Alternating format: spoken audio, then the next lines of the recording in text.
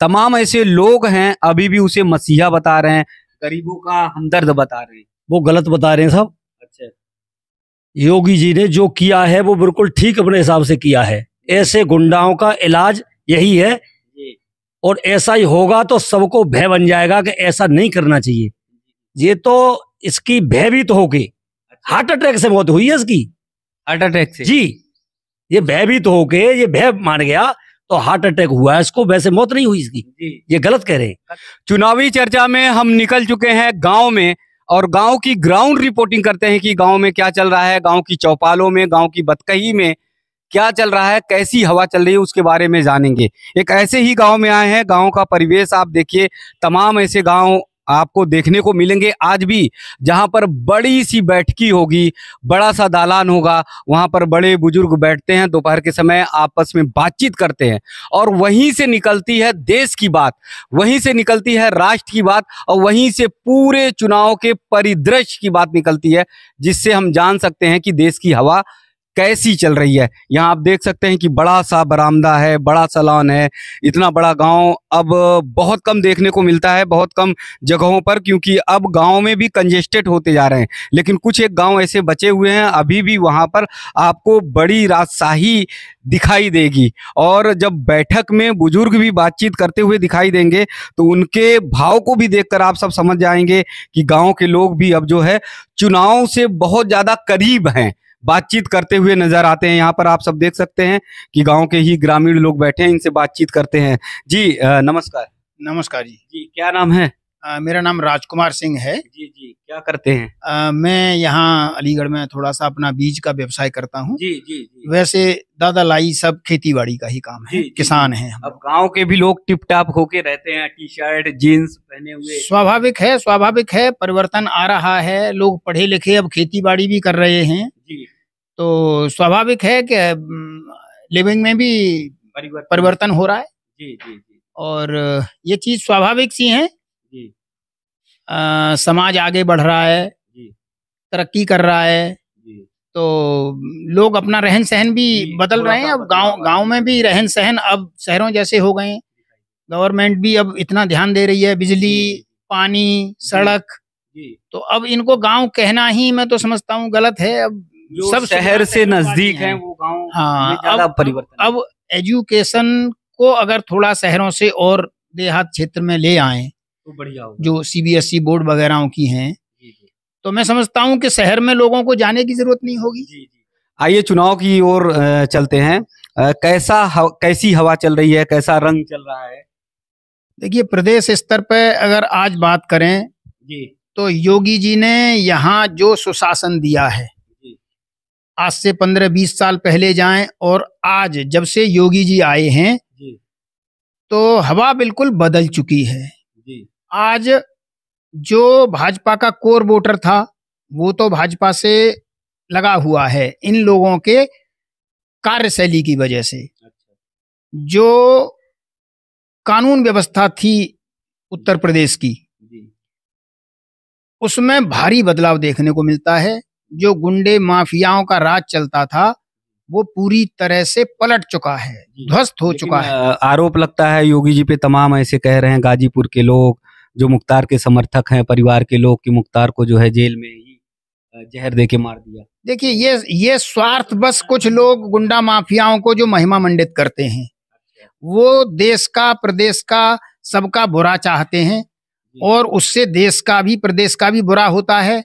जो बाहर की इंडस्ट्री आएंगी, जो बाहर के लोग आएंगे, जो बाहर से पैसा आएगा, वो उस बदनामी से देश में, प्रदेश में नहीं आता है। आज योगी जी ने प्रदेश में ऐसा माहौल खड़ा कर दिया है, आज बाहर से जो पैसा आने को है देश में वो बेहिचक आ रहा है। और यूपी एक ऐसा राज्य बन चुका है देश में कि जहां प्रायोरिटी पे बाहर की कंपनियां आ रही हैं और योगी जी से कह रही हैं कि हमें आप यहाँ व्यापार करने दीजिए। जी, मुख्तार का जिस तरह से लोग आतंक बताते हैं और कृष्णानंद राय की हत्या हुई, 500 गोली एक ही बार में मारी गई, तमाम ऐसे लोग हैं अभी भी उसे मसीहा बता रहे हैं, गरीबों का हमदर्द बता रहे हैं। वो गलत बता रहे हैं साहब। अच्छा। योगी जी ने जो किया है वो बिल्कुल ठीक अपने हिसाब से किया है। ऐसे गुंडाओं का इलाज यही है, और ऐसा ही होगा तो सबको भय बन जाएगा कि ऐसा नहीं करना चाहिए। तो जनता भी जुड़ेगी और सुशासन की तरफ बढ़ेगी। इसलिए ये बहुत बढ़िया हुआ है। और वैसे नहीं, ये तो दिखा रहे हैं, ये तो इसकी भयभीत होके हार्ट अटैक से मौत हुई है इसकी। हार्ट अटैक से? जी, ये भयभीत होके ये भय मान गया तो हार्ट अटैक हुआ है इसको, वैसे मौत नहीं हुई इसकी। ये गलत कह रहे हैं। कद काठी में तो बड़ा लंबा चौड़ा था, खाने पीने में बड़ा वो था, नहीं तो वो मुझ पे ताव देता नहीं, था। ऐसा है, भय कोई चीज होती है। जब गलत काम आदमी करता है तो कहते हैं पुराने बड़े बूढ़े कि 100 चोट लोहार की तो एक सुनार की दोबारा आते। योगी जी कहीं ऐसा न हो, अब निकल नहीं रहे यहाँ से, फंस चुका था बुरी तरह से, तो भयभीत हो गया था, इस वजह से मरा है वो। तो नहीं, भयभीत क्या अपने से भयभीत हो गया था या योगी जी से? योगी जी सी का कुछ भय था, खुद में इतने उसने कारनामे गलत किए थे, इसका भय था उसे कि मैं बच नहीं पाऊंगा, इसलिए उसकी हार्ट अटैक से डेथ हुई है। उसके कारनामे ऐसे गलत थे कि इसलिए जो है वो भयभीत हो उसके कारनामे ही थे ऐसे कि इस वजह से भयभीत हो गए और उसकी हार्ट अटैक आने से मौत हुई है। जी जी जी। बाबा जी कई बार ऐसा बताते हैं, कभी गाड़ी पलट जाती है, कभी कोई जेल में चला जाता है, कभी अतीक को ऐसे मार दिया जाता है।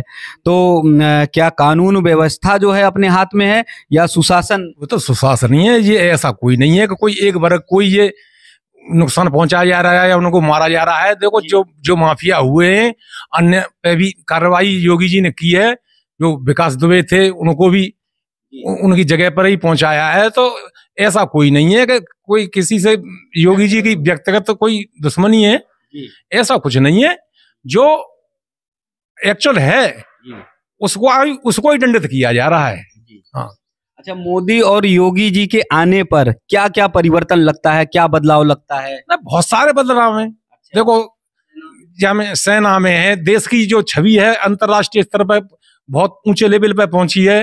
और देखो, रोड है, बिजली है। यहाँ कभी सपने में बिजली नहीं आती थी, वहाँ 24 घंटे बिजली चलती है। राहुल गांधी कहते हैं कि मोदी जी तो बदनामी कर रहे हैं, नफरत की राजनीति करते हैं। नहीं, अब राहुल जी हैं, वो तो क्या कहते हैं क्या नहीं कहते हैं। राहुल जी की बात का कोई कुछ नहीं है। वो तो दुनिया के नारे लगाते हैं, एक नारा और अपने ही जाल में फंस जाते हैं। कभी उनको चोर बताते हैं कि चौकीदार चोर है, चौकीदार चोर है, और अपने ही नाले में फंस जाते हैं। वो तो एक उस पर मुद्दा एक इनको मोदी जी को ऐसा दे देते हैं कि उसी की वजह से ही वो पूरा चुनाव निकल जाता है। अभी आम आदमी पार्टी के नेता जो है संयोजक केजरीवाल जेल में है शराब घोटाले के मामले में, तो उस पर भी आरोप लगाया जाता है कि जबरदस्ती ये लोग जेल में डाल देते हैं। अच्छा, हमें और आपको क्यों नहीं जेल में डाला? जी। जब गलत काम कर रहे हैं, सबके सामने है, खुल्लम खुल्ला है, तो जाल में तो वो अपने आप फंसते जा रहे हैं। शराब नीति में घोटाला हुआ, पूरे प्रदेश में, पूरे देश में, पूरे भारतवर्ष में बच्चा बच्चा जानता है कि इन लोगों ने गलत काम किया है। इनका राजनीति में प्रवेश था कट्टर ईमानदार बन के आने का, और कट्टर बेईमानी का तमगा इनके माथे पे चिपक गया है, उसको ये नहीं हटा पाएंगे। और बिल्कुल सही जांच में अगर ऐसा होता कि इनको फंसाया जा रहा है, तो ये हाई कोर्ट, सुप्रीम कोर्ट गए हैं, नतीजा क्या हुआ? सुप्रीम कोर्ट बोल नहीं देता कि क्यों फंसा रहे हो ईडी भाई इनको, ये तो बिल्कुल निर्दोष है। सुप्रीम कोर्ट तो सब जानता है, देखता है। उसने भी कह दिया कि नहीं, होने दीजिए, जांच हो रही है, सही हो रहा है, इसमें क्या है, जो सवाल पूछ रहे हैं उनके जवाब दो। ये अपना जाल में खुद ही फंसते जा रहे हैं क्योंकि गलत काम किए हैं। राघव चड्डा हैं, इस समय लंदन में हैं, वो बाहर गए हैं, क्यों नहीं लौटे? उनको पता है कि मैं जाऊंगा, नाम भी उनका भी आ गया, वो भी फंसेंगे। इन लोगों ने खालिस्तानी जो आतंकवादी हैं उनसे फंड लिया है, 133 करोड़ रुपया उनसे लिया है, और ये बिल्कुल साबित कर देगी ईडी के पास बहुत पक्के सबूत हैं। ये लोग अब बिल्कुल अपने जाल में फंस चुके हैं, और जनता भी ये देख चुकी है कि ये कट्टर ईमानदार नहीं है, कट्टर बेईमान है। अपने आप को तो पाक साहब बता रहे हैं केजरीवाल। सौरभ का नाम लेते हैं, आतिशी का नाम लेते हैं, मनीष सिसोदिया जेल में थे, और संजय सिंह भी जेल में थे। तो इनके नेता तो चले जा रहे हैं, लेकिन केजरीवाल कहते हैं कि हम पाक साहब। देखिए, केजरीवाल ही इसके मास्टरमाइंड हैं। जो कुछ हो रहा है उसके मुखिया केजरीवाल हैं और नैतिक जिम्मेदारी उनको लेनी चाहिए और उनको सबसे पहले मुख्यमंत्री पद से त्यागपत्र देना चाहिए। ये जबरदस्ती की राजनीति कर रहे हैं अब, और अगर ऐसे ही करते रहेंगे तो वहाँ जो बैठे हैं संविधान के जानने वाले वो इनको हटा देंगे। फिर इनको कोई डिपार्टमेंट ही नहीं है उनके पास, तो फंसेंगे कैसे? नहीं, इसलिए ही तो इन्होंने डिपार्टमेंट लिया नहीं था। पहले से मन में खोट था। हाँ, पहले से मन में खोट था, ये जानते थे, इसलिए सब दूसरों को फंसाने के बना रखे थे इन्होंने। लेकिन जब दूसरों को फंसा, गड्ढा खोदोगे दूसरों के लिए तो खुद गिरोगे उसमें, एक ना एक दिन गिरोगे, और वो समय आ गया। अब ये अपने जाल में फंस चुके हैं और मास्टरमाइंड केजरीवाल हैं। इन्होंने जो शीश महल बनाया है वहां, ये कहते थे कि मैं तो अपनी 4 पहिए की गाड़ी भी नहीं लूंगा। जब आए थे तो कहते थे, आज देखो 45 करोड़ रुपया तो रिनोवेशन में लगाया है और गलत तरीके से पैसा लगाया है सब। राहुल गांधी कहते हैं, अभी हाल में ही उन्होंने कहा कि 2024 में मोदी जी आ गए तो देश में आग लग जाएगी। देखिए, वो भड़काऊ बयान देते हैं। देश में आग ऐसे बयानों से लगती है जो आप गलत बयानबाजी करते हैं। देश की जनता को ये बरगलाना छोड़ दें। देश की जनता अब अनपढ़ नहीं है। सोशल मीडिया इतना फास्ट हो गया है, मीडिया इतना आगे बढ़ चुका है कि हर मिनट की जानकारी देहात क्षेत्र में दूर दूर तक लोगों के पास पहुंचती हैं। तो ये ऐसी बयानबाजी से कोई नतीजा निकलने वाला नहीं है। ये इनकी बौखलाहट है इन लोगों की।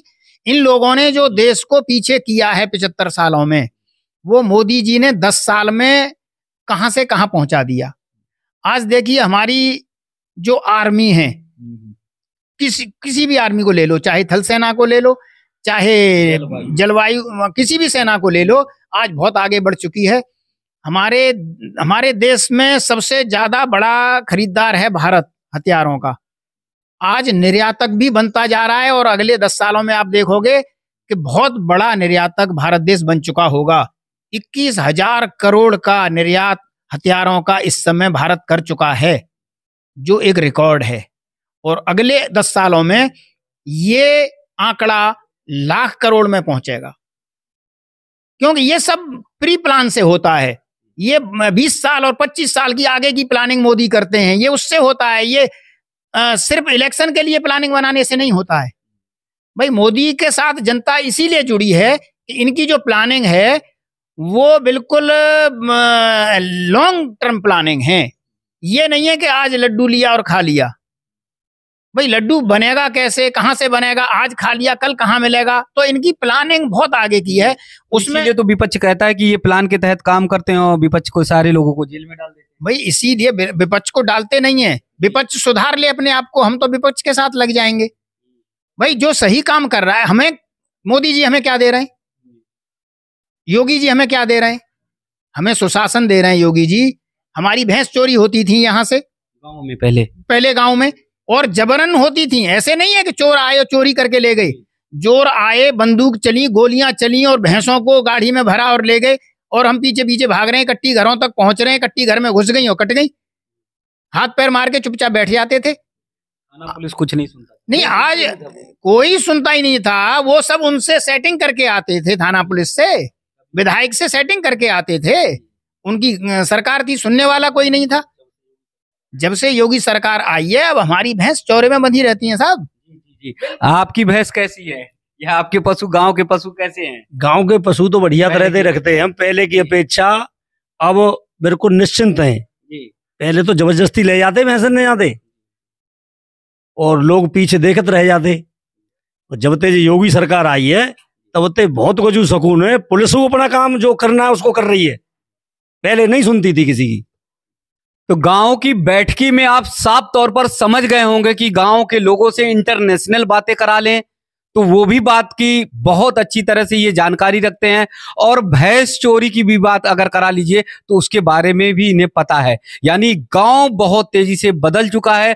गांव के लोग जानते हैं कि मोदी जी या योगी जी का काम कैसा है, इंटरनेशनल स्तर पर भारत को कहां तक पहुंचाने का काम किया है, ये बाखूबी ग्रामीण भी जानते हैं। तो बहुत तेजी से परिवर्तन आ रहा, बहुत तेजी से बदलाव आ रहा है, और इसीलिए गांव की बैठकी में, बतकही में चर्चा चर्चा में राष्ट्रीय स्तर की भी बातें निकल कर आती हैं और ये साफ तौर पर इन सभी लोगों से बातचीत करने पर पता चलता है कि हवा लहर मोदी और योगी की है। और इस बार भी 2024 में जैसा ये बता रहे हैं यहाँ के लोग, 2024 में फिर तीसरी बार मोदी जी प्रधानमंत्री बनेंगे। तो गांव की इस चर्चा में संवाद टीवी खेत से लेके खलियान तक, गांव से लेके शहर तक लोगों की नब्ज टटोलता रहेगा और इसी तरह से आप सबको अपडेट खबरें हम पहुंचाते रहेंगे कि हवा किसकी चल रही है, चुनाव में सरकार किसकी बनने वाली है।